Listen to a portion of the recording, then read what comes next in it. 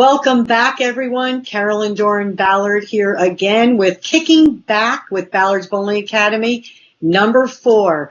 Good morning, EJ. Good morning, Jeffrey. Good morning, Carolyn. Morning. We started a little bit earlier today, so that's why I said good morning. I don't really have much news from the bowling industry, except I just want to remind everybody to continue to check all of the industry websites for updates to scholarships. I know that bowl.com has everything that is going towards junior gold time frame.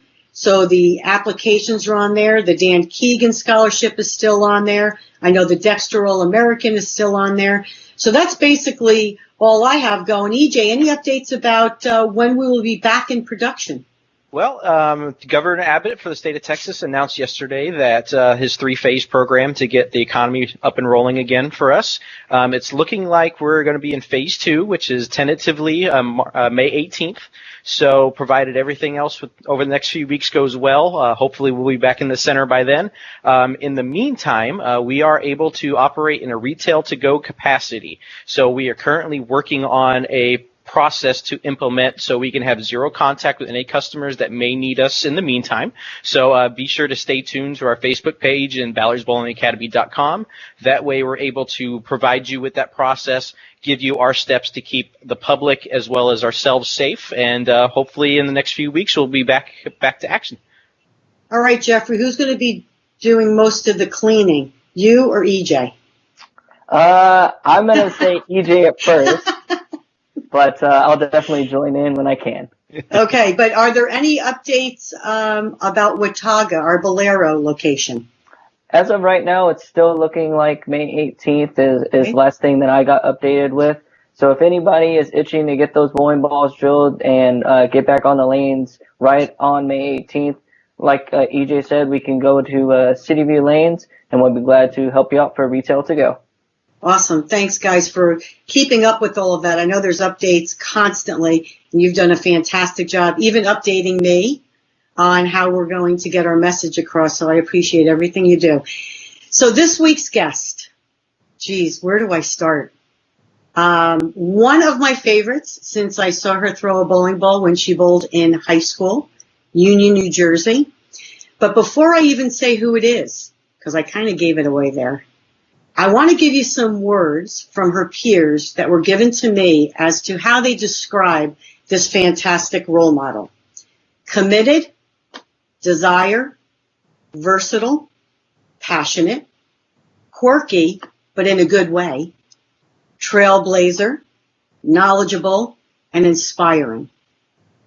Guys, who do you think that is? Well, based on some of those words, I have a few guesses. I'm really hopeful that it's certain someone because I really look up to her, and that's something I really hope it's her. Well, it is. Let's welcome the fabulous Kelly Kulick to our show this week. Hi, Kelly. Hi, guys. How's it going? Fabulous. We're doing great, just trying to stay safe. I know I've been in touch with you, and you are still on home quarantine, correct? Correct. Back here in Union, New Jersey, yep. Tell us what you're doing right now, though. You just left giving an online workout, I believe, right? What are you doing during this quarantine? I've been fortunate. One of our instructors at the YMCA has been doing Zoom classes online. So we had a kettlebell class at 10:15. I quickly had time to shower afterwards. I'm actually going to be teaching one tomorrow morning, a 10 a.m. dumbbell class. The instructor that I take it from is very fast and cardio and hard to follow sometimes. I'm going to tone it down, light weight dumbbells, but a lot of repetitions so everyone at home can join in. I'm a little concerned there. Dumbbell class. Can you be a little more specific? Is that weights? You know, there's things. I lift things up. I put things down. I lift things up. I put things down. So that's what we're going to be using, those weighted dumbbells or bowling balls, preferably. I hope to be picking those up pretty soon. But yeah, just the weighted dumbbells. That is fantastic. All right, well, let's get to know Kelly all around. We're going to go in a few different directions because I know you are so versatile. But I want everyone to know there's so much to you. And before, I mentioned all the words that represent who you are, and they came from so many of your peers. You're so well respected. But overall, you have 10 titles. You have 6 PWBA titles, of which 5 are majors. You have the 3 women's series events plus the PBA Tournament of Champions. So with all of this and being a member of Team USA for 14 years, I want to know right off the bat, is there one of these things that you have done that means the most to you? I have gotten this question quite frequently. Everybody, I've said it, assumes the TFC, obviously, for the achievement that what it stood for. But really, my first U.S. Open was 3 years on tour, not winning any titles in that 2.5-year time, and it being my first title in a major as a professional athlete on my own as a single competitor. So by far, that one really in my mind stands out to be one of the best achievements. Okay, hold on. Let's back up to that moment. You were rookie of the year in 2001. Yes. And who did you beat for that first title? Think hard. Think hard. I think she has some initials. I know that she's very famous for. Yes, CDB. Obviously, Carolyn was the person who led it going after the last round of match play. I defeated Carolyn. Yes, but here's why I asked that question. Take us to that moment. First major championship, you step up to the plate and get the job done. Tell us a little bit about that. My mother had recollect with that performance because the step ladder on the TV show, which I had to go through just to get to that final match, I had led fairly majority of the competition, but then dropped to 5th. I had to beat Leanne, of which I tied in the 10th frame because I missed a 10-pin. Right. Then I bowled Wendy. Then I bowled Michelle Feldman, and then I came to you, and there might have been one other person along that ladder I missed along the way. I do remember your sister Kathy was commentating the show alongside Jan Schmidt. So really just to get to that position, and as you can experience, Carolyn, many, many times, sometimes coming from that lower position is better. You're adapted to the lanes, you know what's changing and going on. But it was a huge field, and to get to that victory, definitely many emotions. Obviously, the first title, crying because it was a major. Some good incentives were involved. And the U.S. Open, to me, in any sport, is the highest caliber achievement you can have in that competition. Excellent answer. Now, I know EJ has a recollection of you winning the 2010 U.S. Open here in Fort Worth. Yes, so 2010 U.S. Open, City View Lanes. There's a 21-year-old little young kid in the pro shop, and I don't so much have a question as so much as a thank you. So that experience with you during those couple days is something that has recollected with me and just hit me on such a level that it's inspired me to be what it means to be a professional. So you treating someone that you didn't know like me throughout that week is just awesome. And if anybody wants to learn what it means to be a professional, Kelly Kulick is the one I tell them to mirror themselves after. You took the time to not only speak to me from bowling, you came in after a squad. You're beat down, you're tired. You sat back there. We talked on anything besides bowling. We talked about culinary arts that day. So, and after the tournament was all said and done, you brought a ball in, you autographed it. I still have that ball in a case to this day. And since that, it's been, you've been one of my favorites out of every sport. I mean, it's just, you showed me what it truly means to be that professional. So Kelly, I thank you so much from myself and everything that you've inspired me to do. Well, thank you very much for the compliment. It's great. You know, you can always be a great bowler. And my mom always said, people will forgive you for bowling badly, but they won't forgive you for being a bad sport. And really, the human being factor is more important than anything else. So recognize people for who they are, not for what they do. Treat everybody as just the way you'd want to be treated. And I'm just appreciative we met that day and we became friends along the way. So thank you. Thank you, Kelly. I take notes while I'm doing these, and that's an awesome,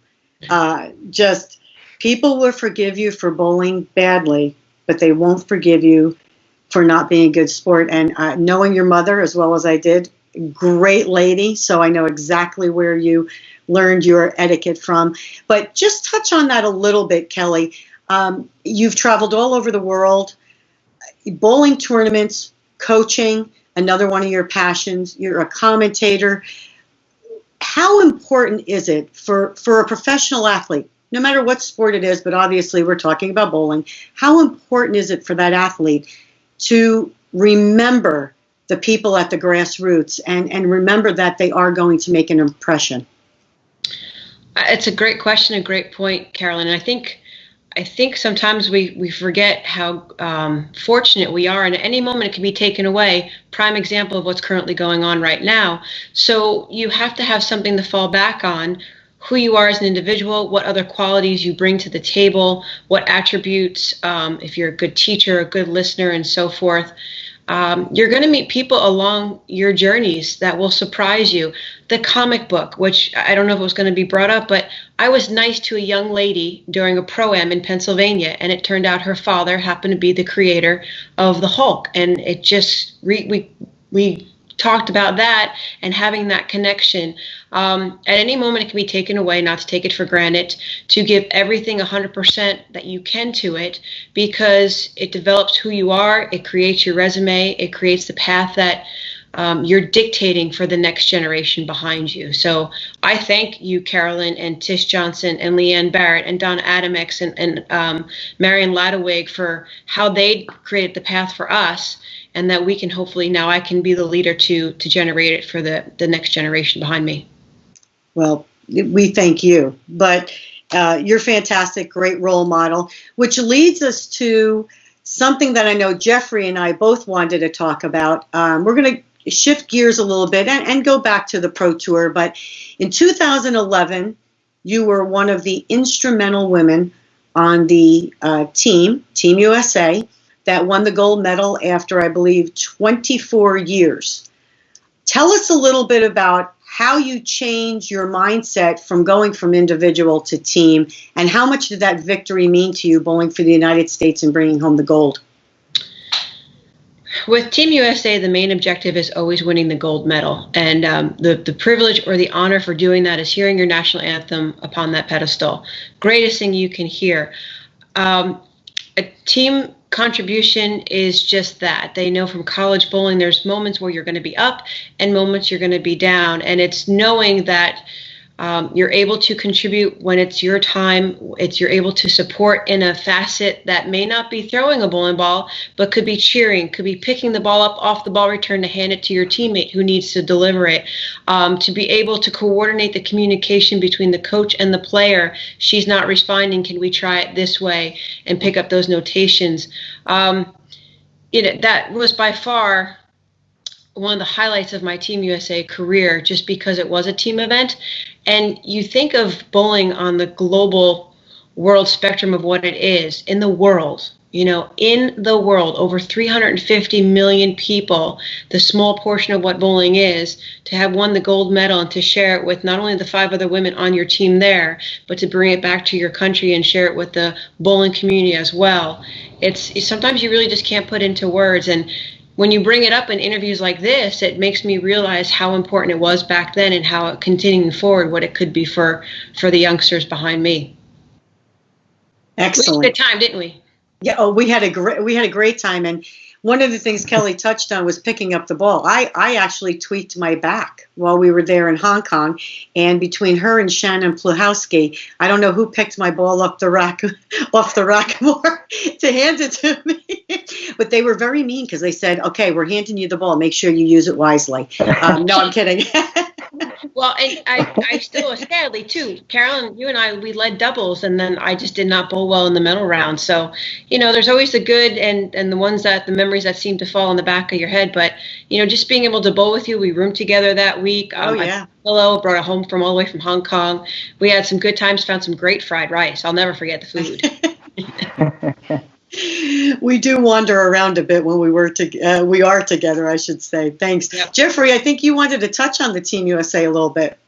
Yeah, so going through that gold medal match, I believe y'all were down going into the 5th frame. Can you walk us through what your thoughts were, how you were feeling, and then how the rest of that game kind of went through? Kelly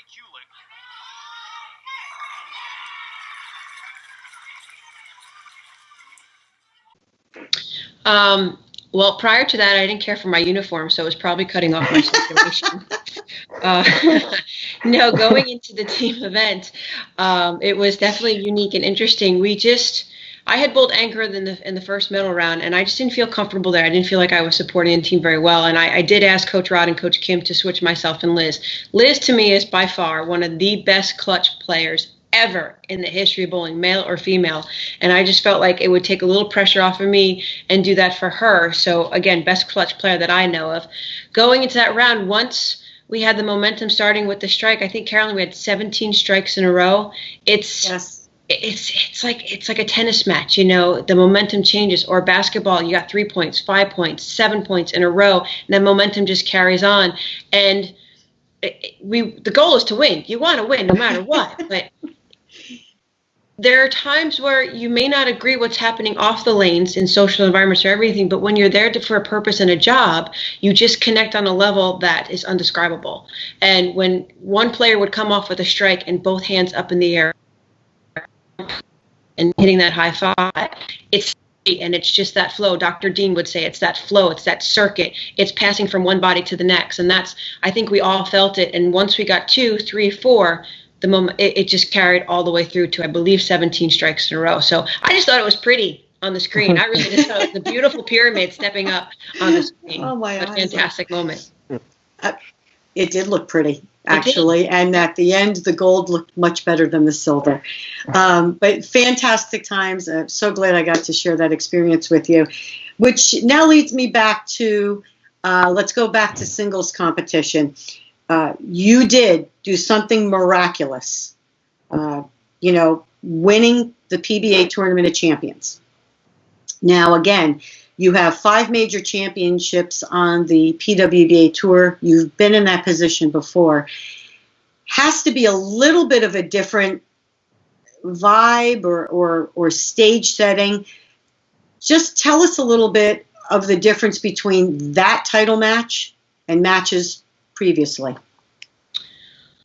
The title match itself, well, just to give you, as my dad would say, a solarium, can't pronounce it, scenario, building up to that moment, I just didn't feel like I belonged there because I know the history of the event. I know what your husband had competed in and the attributes you need to get to that position. So I felt like a fish out of water. By that mindset, did I think I could win? I always think I could win, but there was no pressure to even try because I felt so out of sorts to begin with.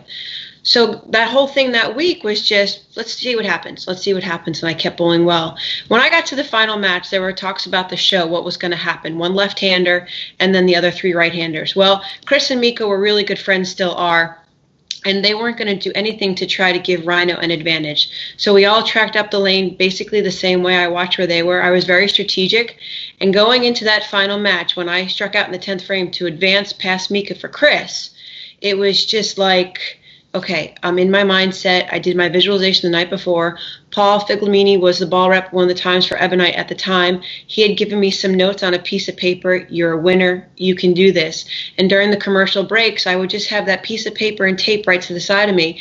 And I would just look at that paper like, I can do this. I can do this. And when the strike started to string, I was disappointed in the 7-10. I really thought it was a great shot. And then after tripping the 4-pin for sure. So that balloon of fresh air and energy kind of deflated for a second. But I just jumped right back on track. The physical game is something I always fight with. And that time I just did not have to fight with it. It was just be able to feel like I can throw it aggressively. If I'm aggressive, my misses are going to be my misses, but they're all going to be in the same direction. So it limited the amount of faults I had. And oh my God, I didn't even watch Chris's practice session prior to that. I don't know what happened. I just know I was bowling against one of the best bowlers on the planet. I like that. It just worked out, yeah.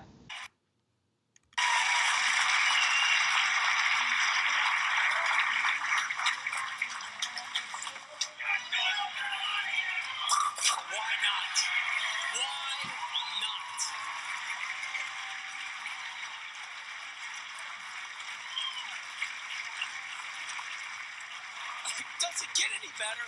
Honestly.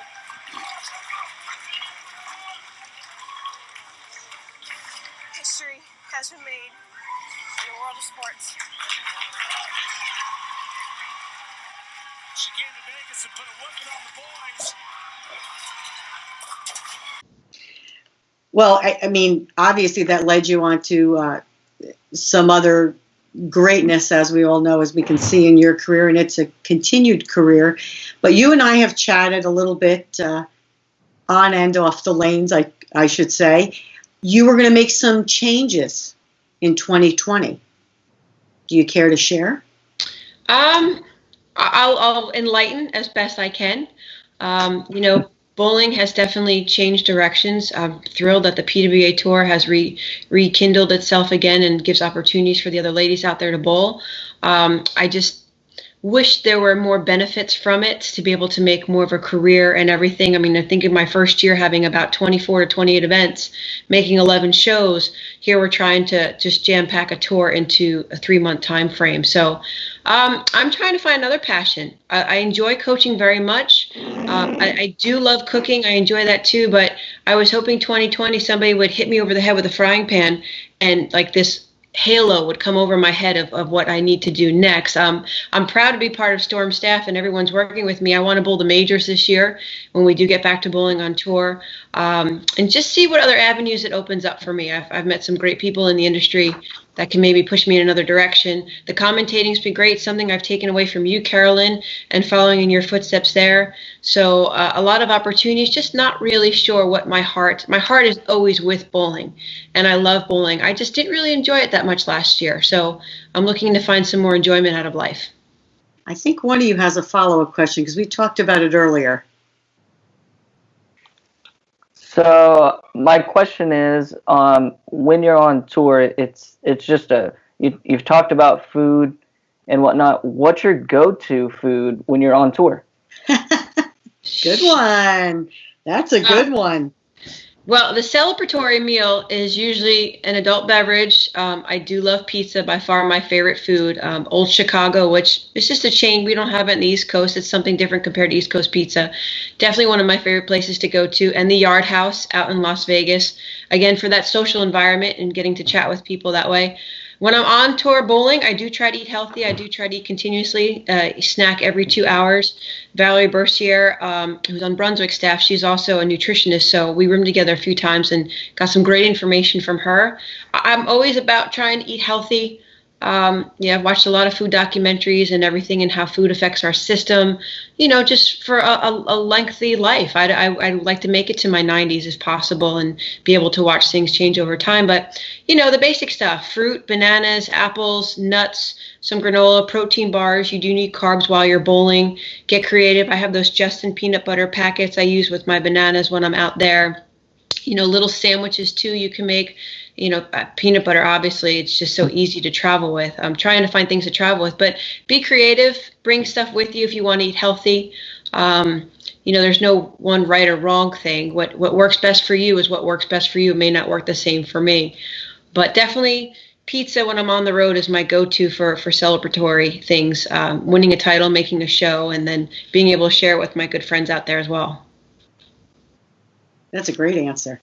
So, and Kelly, much on the same food aspect of it. So much like the rest of us, we're all at home. We're all kind of cooking and fending for ourselves at the house. And I remember our conversations way back in 2010 that you like to cook as well. So someone like me, I'm here working on and tweaking with barbecue and making all kinds of that kind of stuff. So what's some of the things you like to cook while you've been self-quarantined at home? I've really enjoyed my travels over in Asia, how they use their spices, especially Korean barbecue. Mm-hmm. So I'm starting to dabble with soy, ginger, rice vinegar, and sesame along the way as marinades to really kind of beef up, wrong expression, but beef up the pork, give it a little more flavor, some caramelization, and some Vietnamese cooking, and then added the shredded cabbage, carrots, celery and other vegetables in it too, just to kind of give it more of that healthy boost. So yeah, lately it's been more of the Asian cooking styles, especially with the marinades. I have your basic proteins, the pork, the beef, the chicken as well. Pizza is my treat on the weekends just to keep things in checks and balances too, but that's been one for sure. And Pinterest is a great outlet. I've really found some great recipes on Pinterest. And then there was a recipe exchange shared from Leanne and some Storm people. So I've gotten a few things that I want to try along the way. And I did sample my own pizza and calzone, I have to say. Yeah. Nice, nice. Yep. America's Test Kitchen had a great recipe for Chicago thin crust style bread. I made it twice with some pizza. My sister had it. She loved it too. Made my own calzone with vegetables, so I didn't feel the guilt. Rationalization is always the key. So yeah, more of the Asian style cooking is what I'm working with right now. So I think I need a plane ticket to New Jersey. So when this is all said and done. I think Please, we all. I've got plenty of room. Come on. I think we exactly, and I was just saying, I think we all need a vacation down in New Jersey at the shore. And Kelly does have a lovely home, and she has opened up that home to us more than once. So thank you. Okay, Kel. So now with all of this cooking and eating, and we're trying to get back in shape for when we're going to hit the lanes. Give us the daily routine of Kelly Kulick. How are you working out during this quarantine? Well, when I'm using my legs a lot when the weather's warm, I'm walking to the post office, and then I extend my laps around that. Carolyn, I've heard you the other night, you walk 6 miles. I haven't quite got that many in. I think 4 has been the furthest I've done. I started jogging earlier in the month, haven't kept up with it. When the weather is nice, which we've had a very mild and cooler spring in the Northeast so far. So taking advantage of walking. However, like I said earlier, our instructor from the Y has been doing some great Zoom classes. So kettlebell, some dumbbell. We've done HIIT classes, high intensity interval training. I really scratched up my wood floor fairly well with all the mountain climbers I've done. And I'm so careful placing that 45 kettlebell down the floor. I'm afraid it's going to fall through to the basement. So I've been doing his classes, and then, like I said, tomorrow I'm going to teach my own class, maybe on Sunday too. Just really where I would use my car to go to the bank or to maybe go to the farmer's market for those veggies. Now I walk, taking advantage of Mother Nature and the cleaner atmosphere we've had because of less people being on the road. So good way to clean out the lungs. I was dog sitting over the weekend, but my sister's dog takes 3 steps and sniffs everything along the way. So it would have taken me 3 hours to do 2 miles. It didn't work out. Right. That's one of the things we actually did a short video chat with some of our youth bowlers the other evening. And that was the one thing I really focused on was get out and walk, get out and run if you love it. Legs and core are the 2 essentials for being ready to get on the lanes and not being tired after your first few games when you get back to practicing. So you just reiterated what we've been trying to tell our youth.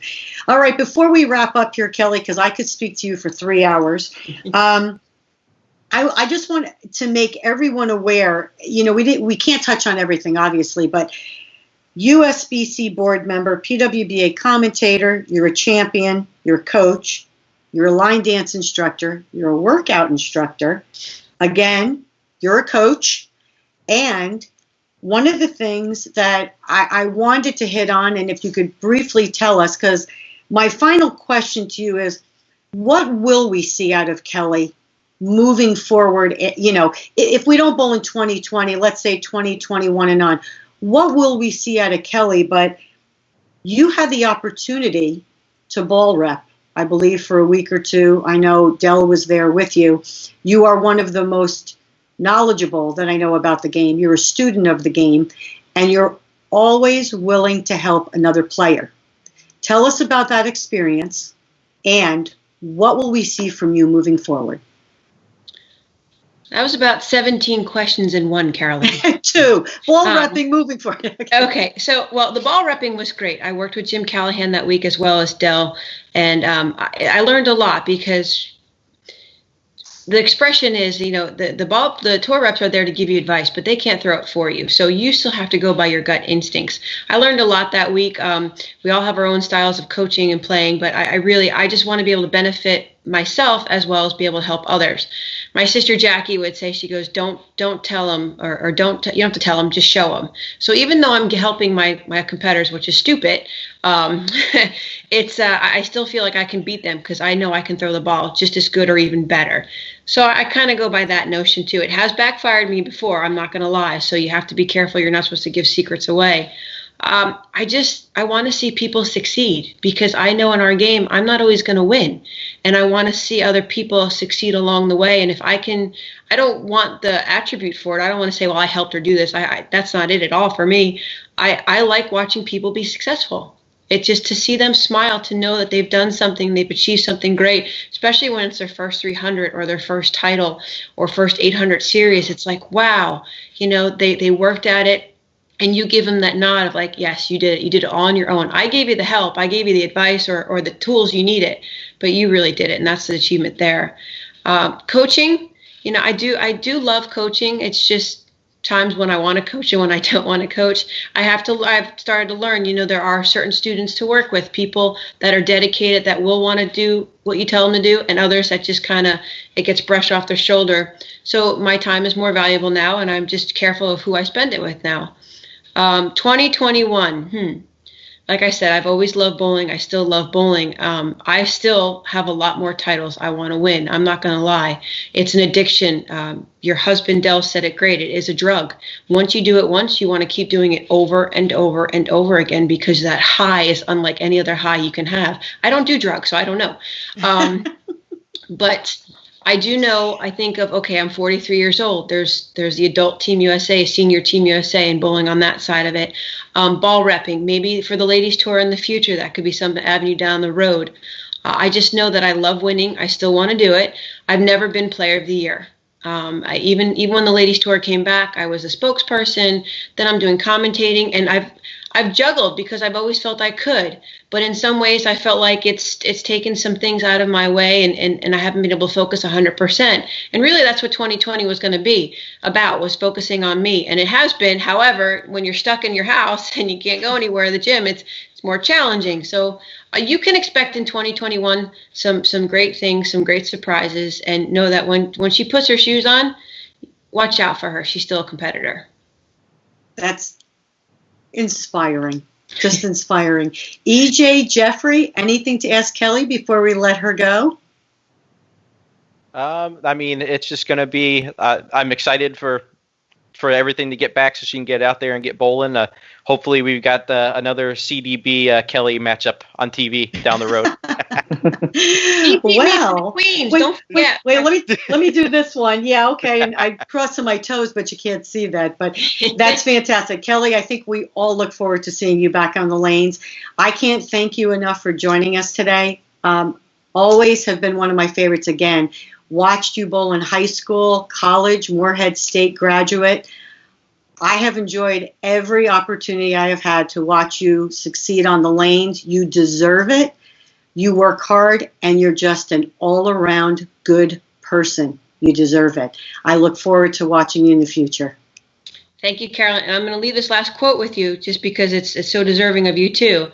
If you want to be successful, you surround yourself with successful people. If you want that positive attitude, you be around good people. And you and Dell and all of your staff there in Texas are great people. So that's the secret to success. Surround yourself with great people, and that's what you guys are.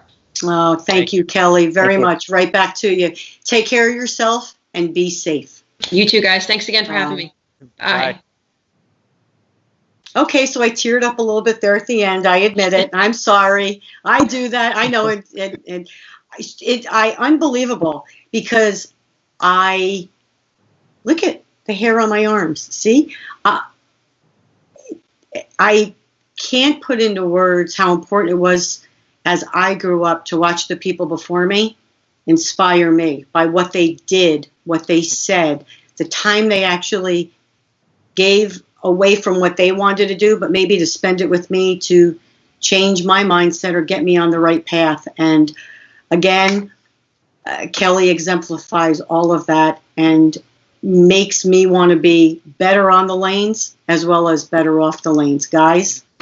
Yep, and like we were saying, tying back to my interaction with Kelly, it's just she puts me in this mindset of everybody views you based on, so much of your actions, how you treat them. You want to treat others how, you want them to treat you, and be the best version of yourself. That way, if you're positive and positive towards somebody, they're going to be that way towards you. I mean, it just helps that whole vibe and everything around us. So it's just having her take that time and interaction with me. I can't say it enough. It just impacted me on so many levels. It's awesome. And see now, Jeffrey, you have Kaylee. She's going to look up to Kelly, right? And oh yeah.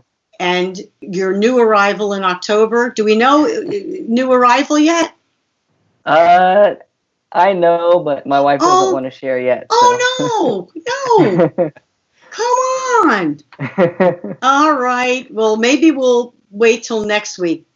Beg. We want to know. I'll beg. I'll see what she says. But one of the things I think we're going to look forward to is when we do get back on the lanes and we're hosting one of our Ballard's Bowling Academy clinics. I think it's time for us to have a Kelly Kulick. What do you think, guys? Yes. I think so. I think so too. All right. Well, before we send off here, we need to do a giveaway. Always have a giveaway. To this week, Ballard's Bowling Academy T-shirt. Let's make it simple. What do you think? What do you want to do, guys? Well, let's go with everybody that watches the video. Leave us a comment. Leave us on something that inspires you. So that this everything today has been about inspiration. Kelly's inspired us. So send us something that's inspired you, an interaction or a comment or a quote. So let's see what you got. Perfect. Make sure to engage with our Facebook page, Ballard's Bowling Academy, and our website, ballardsbowlingacademy.com, has all of our goods on there. Hopefully, we will see all of you in the bowling center soon. Until then, please stay well.